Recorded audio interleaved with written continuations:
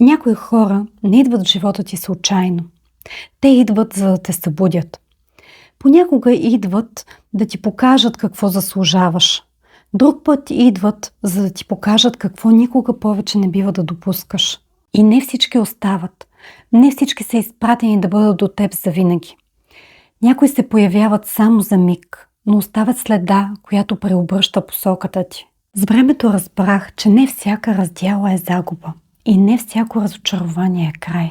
Понякога точно това, което е дошло да разтърси сърцето ти, е дошло да отвори очите ти, да те върне към теб самата, да ти напомни коя си, да те извади от мястото, където си стояла твърде дълго. И може би не всичко, което си преживяла, е било за да те нарани.